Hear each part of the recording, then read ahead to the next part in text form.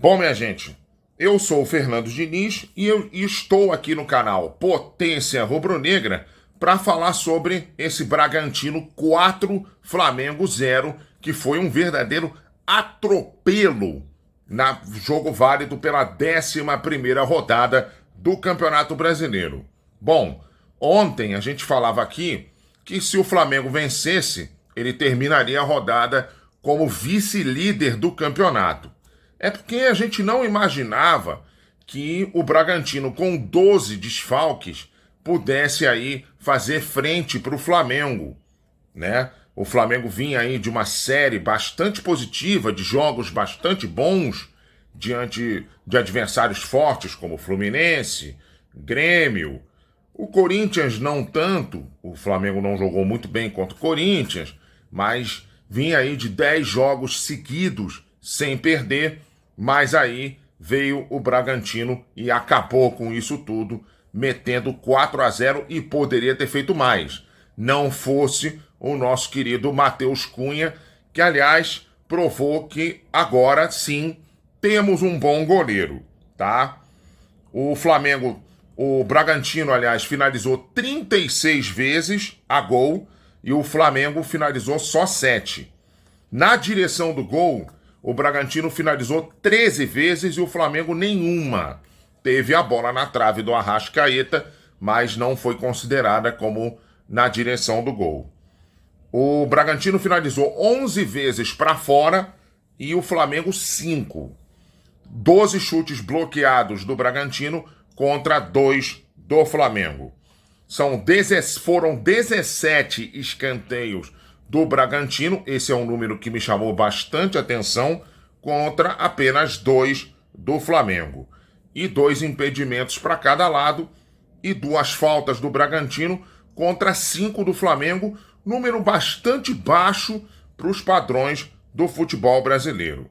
O Bragantino não precisou fazer muitas faltas, porque ele teve 60% de posse de bola contra 40% do Flamengo, mas a posse de bola do Bragantino foi toda ela lá sufocando o Flamengo no campo de ataque, da intermediária para frente da intermediária para o ataque, né, do Bragantino. Bom, o jogo em si se desenvolveu praticamente o tempo todo no ataque do Bragantino e na defesa do Flamengo, tá? Primeiro tempo, então, mais ainda, o Bragantino foi para cima o tempo todo. Matheus Cunha fez 3 ótimas defesas, principalmente lá até os 20, 25 minutos. O Bragantino em cima, pressionando. Aí, curioso é que quando o Flamengo começou a tentar se ajeitar em campo, o Flamengo até criou uma jogada até certo ponto boa, um chute errado do Pedro que vai para fora. Aí o Bragantino vai lá e faz 1-0. Numa cobrança de escanteio, bola alta na área, e aí o Eduardo de cabeça ganha erradamente, tá? Do Thiago Maia, porque você quando tem 3 zagueiros, você tem o Fabrício Bruno, o nosso querido Davi Luiz e o Léo Pereira, você não pode botar o Thiago Maia para marcar o Eduardo, tá? Você tem que botar um deles para marcar o zagueiro do Bragantino e o outro para marcar centroavante e por aí vai. Mas não, foi o Thiago Maia para marcar o zagueiro do Bragantino e o Eduardo foi lá, ganhou de cabeça e fez Bragantino 1, Flamengo 0. E aí, na volta do intervalo, eu teria vindo com o Pulgar e com o Ayrton Lucas. O Jorge Sampaoli preferiu vir só com o Pulgar. E o Pulgar eu teria colocado no lugar do Thiago Maia, tá? Não é por nada não é porque eu não goste de arriscar, não é isso. É porque o Thiago Maia não vinha muito bem. Ah, mas o Everton Ribeiro, que foi quem ele tirou, também não vinha muito bem. Realmente, também não vinha muito bem. Mas o Everton Ribeiro e o Everton Cebolinha, principalmente, os dois foram muito sacrificados pelo esquema tático, porque eram os homens das pontas, tá? E a bola não chegava até eles. Então ele tirou o Everton Ribeiro para colocar o Pulgar e adiantou o Gerson. assim, o time até poderia melhorar se não fosse o segundo gol do Bragantino logo aos 2, 3 minutos do segundo tempo, que aliás foi um golaço do nosso querido Henry Mosqueira. Ele recebe pelo lado esquerdo, corta para o pé direito e solta uma bomba, meu amigo. Mas uma bomba da intermediária, joga lá no ângulo esquerdo do nosso querido Matheus Cunha, e o Matheus Cunha não tinha a menor chance de fazer a defesa e botou lá Bragantino 2, Flamengo 0. E aí o Flamengo, depois do 2-0, ele mexeu no time, o São Paulo botou, aí sim que ele bota o Ayrton Lucas e bota o Bruno Henrique. Ele botou o Ayrton Lucas no lugar do Léo Pereira. Eu não teria tirado o Léo Pereira, muito embora ele não estivesse fazendo um bom jogo, ele estava deslocado pela lateral esquerda. Eu teria tirado o Davi Luiz, porque o Flamengo estava apelando demais para chutões no primeiro tempo. E um dos principais apelões para chutões foi o Davi Luiz. Então, eu teria tirado o Davi Luiz e colocado o Léo Pereira lá pro miolo da zaga junto com o Fabrício Bruno.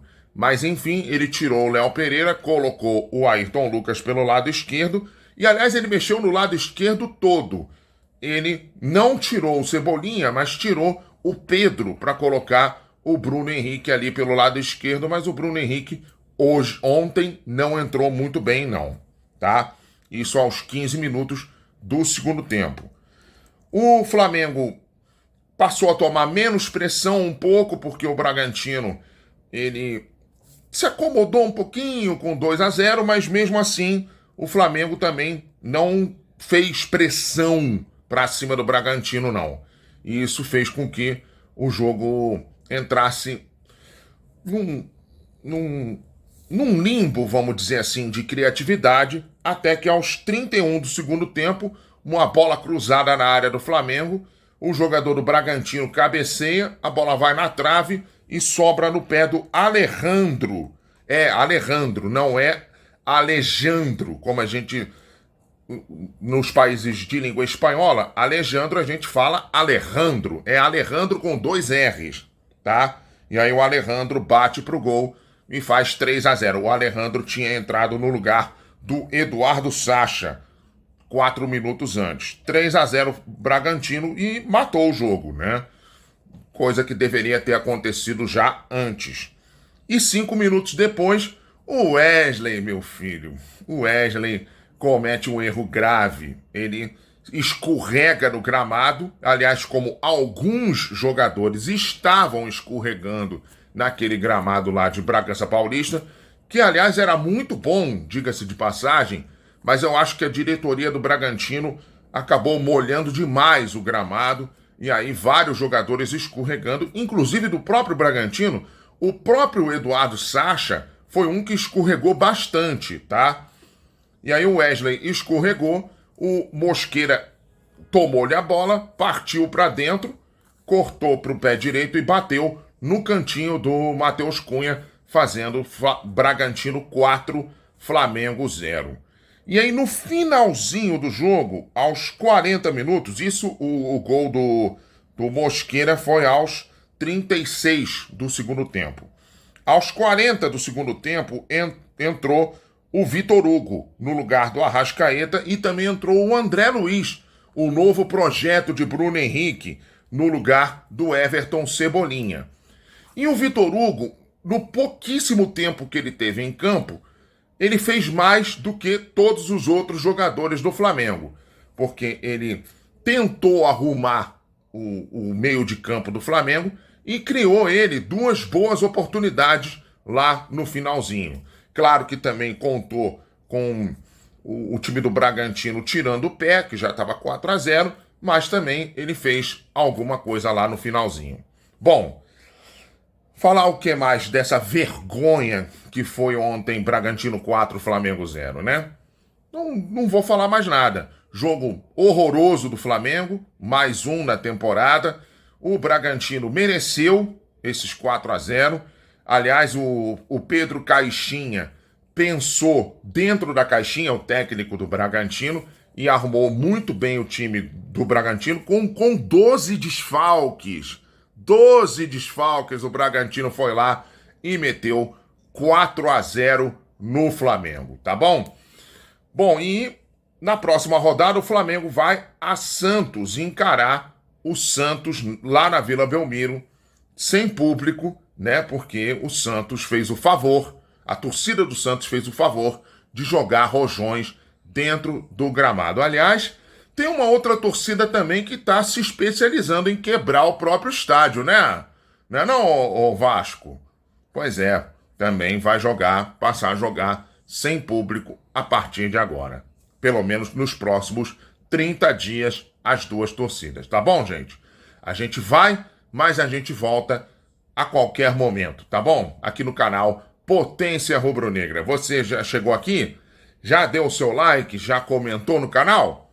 Não? Então chega aqui, acrescente sua inscrição, deixe o seu like, tá bom? E comente no canal que a gente gosta bastante, tá bom? Tchau, tchau, gente!